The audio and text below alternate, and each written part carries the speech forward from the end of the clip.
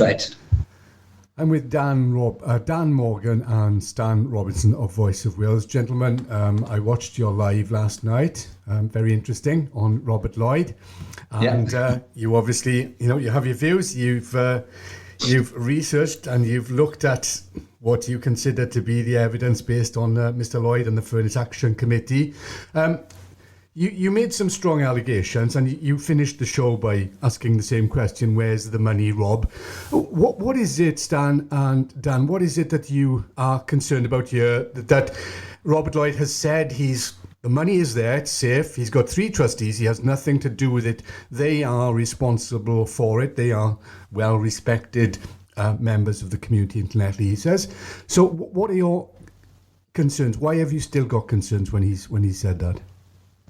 It's as simple as this, that first of all, the timelines don't fit, Alan.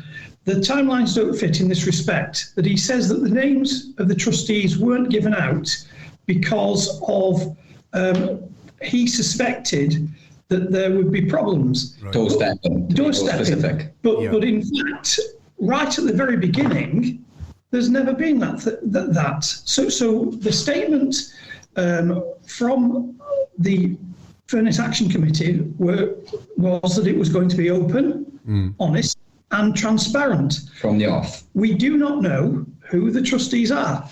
We only have Rob Lloyd's assurance, and so do you, that these people are upstanding members of the community. So you think then everything so far is pretty ambiguous, that there's no real clarity, there's no definitive evidence that he's come forward with to allay your fears that this money could have gone, or as you say, these 3 trustees could be, Joe Bloggs, it could be anybody. It is important, I guess, when there's that amount of money involved to get public trust, public faith in the names of those people and who they are. I mean, can you also appreciate maybe that, he was run off the site to a certain extent. I've seen some of the videos, some of the footage, and he's an elderly gentleman. He might have had some sort of fears. It was quite concerning. He may have felt quite threatened in the way he was approached. And, your style is quite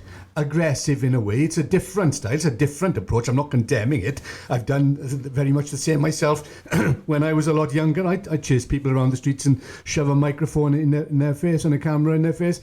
So, it isn't foreign to the press to do that. But can you appreciate that maybe some people find it a little bit, too much to deal with, and therefore just bring the shutters down? Yeah, maybe. I think just to add something to the last point, Rob said in your interview with him that they've always tried to be transparent, but in reality, there's been no information, as in none. The only information available about the GoFundMe is what was online regarding on the actual GoFundMe page. There was nothing announced to any of the public, and we are just relaying what people are saying to us. With regards to interviewing and when we speak to Rob, obviously Rob has made numerous accusations about us. He calls us far right all the time. And so if he's going to make allegations, then he's got to expect to be able to back those allegations up. Anytime we've approached him, we've got loads of videos where we've tried to speak to him, and we've always been polite, always called him Mr. Lloyd.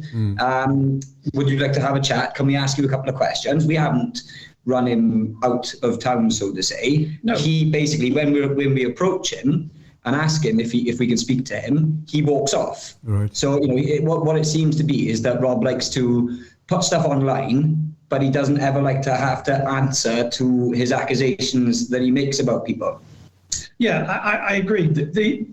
So we've walked with him off the site twice, as far as I'm aware. Yeah, twice. But in fact, he's actually been run off the site. I mean, run off the site by the community. Yeah, we weren't even there, and we was actually sent the video. We put the video out because we were sent it, but when the community, the actual protesters, started wanting to speak to him, he walked away, and they followed him down, and they kept asking the questions, and we weren't even there then. Yeah, I guess you could say though, it was quite a strong camp. It was quite a unique bond, a unique situation.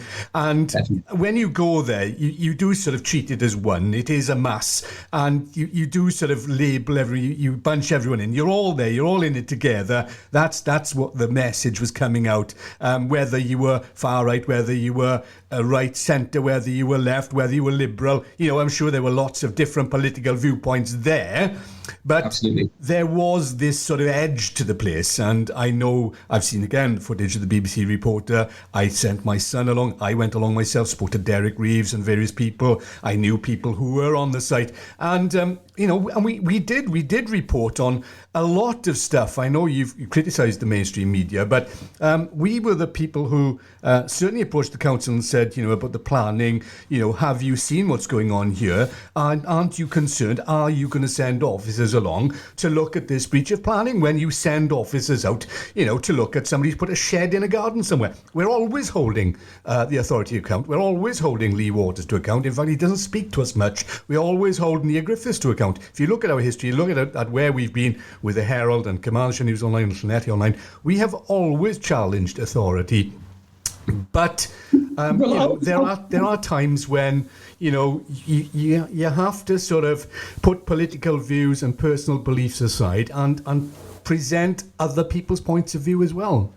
Yeah, absolutely. And, from speaking to the people at the protest camp, they're all Labour voters. They're all, the majority of them they're not even involved in politics. They just, they go and vote and they vote for Labour, and that's all they're really aware of. So, and that's what made the whole situation unique, is that you had people from the Labour Party, people from the Lib Dems, people from the Greens there. You had people from UKIP, we mentioned Derek Reeves, and you've got people from Reform there as well. But, everybody united under the one common goal. I think the problem is the reporting that went out and the way that Rob Lloyd instantly wanted to control the narrative and push a false agenda, which was, let's just say, the petition, for example, headline of the petition, stop migrants going into the Stradey Park Hotel. Fourth paragraph down, we fully support Carmarthen Council's policy to distribute them in the wider community. Now, we know that people weren't signing that petition because of that, because everybody we spoke to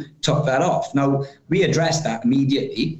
As soon as we seen the petition, we addressed it and we asked for clarity on it. Obviously, this was never done. So they had so much opportunity, the whole of the Furness Action Committee, to put that right and lay people's minds at ease by, but what it was hoodwinking. And this is the problem, is that Rob Lloyd has got a political agenda, and his political agenda lies with the local council and the local politicians. Yeah. And that is distributing them into the wider community. There was definitely, there was definitely sort of echoes of NIMBYism there, and Lee Waters lived in Park Howard Avenue, Nia Griffith, New Road, Rob Lloyd, New Road, and they were very well-to-do people, and there was this separate faction almost that they set up this thing and expected everyone to jump on there and go with that and pay into it and buy into it and share those views and beliefs, and yours was what you were doing.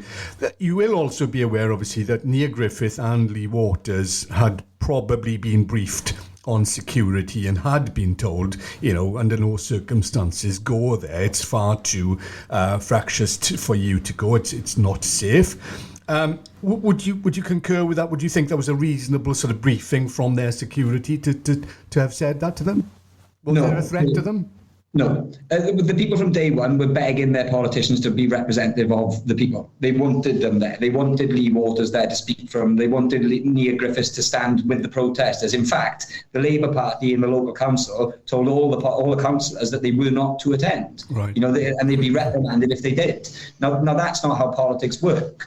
Yeah, and the same with the NHS. We had people on the picket line that were from the NHS, and they've been sent emails saying you mustn't go there, but if you do go there, you can't go in uniform, but you mustn't go there in the first instance. And the same with local schools. And local authority, any council workers, not councillors, but anyone working within the council, they were all told not to go there as well. Yeah, now I've actually interviewed Nia Griffiths when it was the beacon lighting, and when she just had her dame. She'd just been given her damehood, and it was a pleasant interview. A nice interview for her. It was a soft interview, and we've done interviews with other politicians from all ilks.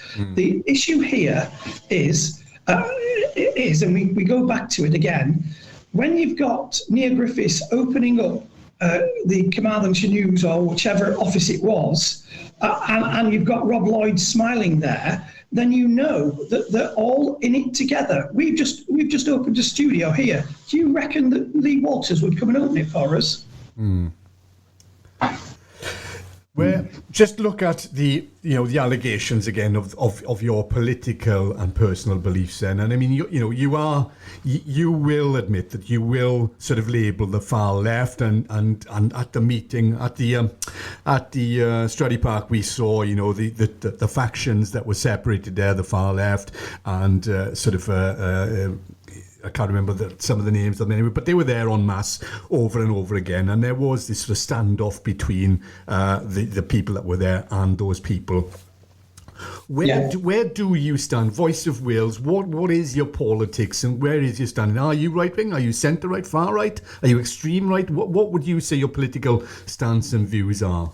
Okay, well, both of us are members of UKIP. But Voice of Wales, that's individual, but Voice of Wales is impartial. We always offer anybody a platform. So we've had Lee Jasper on the show previously, who is a far left activist. He's prominent in Stand Up to Racism, and we invited him on the show because we want to hear what these people want to say. We want to give a platform, and an open and honest platform to everybody. It's just these, the Stand Up to Racism lot, they don't like to come on the platform because they can't answer simple questions. Yeah, it's the authoritarianism, and you've seen it.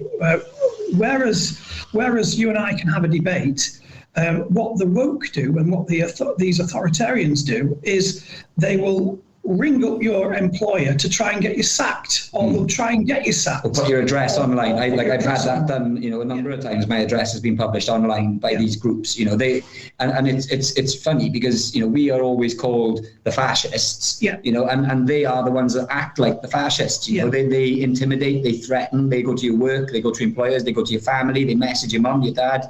They do all these really dirty tricks. But then if you try to speak to them, or you try to ask them why, they either run away or they turn their back on you or they attack you. We've been attacked, a number of times for daring to ask questions. Now, this is my last answer on this one, but the reason why I mentioned UKIP then was because UKIP is the only party that I'm aware of that will not accept any members of parties to the right that you've previously been in, i.e. British National Party, Patriotic Alternative, all of those that people keep wanting to label. And yet you have Labour councillors, ex-BNP councillors, and I believe they did have a BNP MP at one stage. Right. I think he may have retired now. Yeah. And lastly, the Labour Party is the only party in the United Kingdom that's ever been prosecuted for racism. So we'll take 3 times. We'll take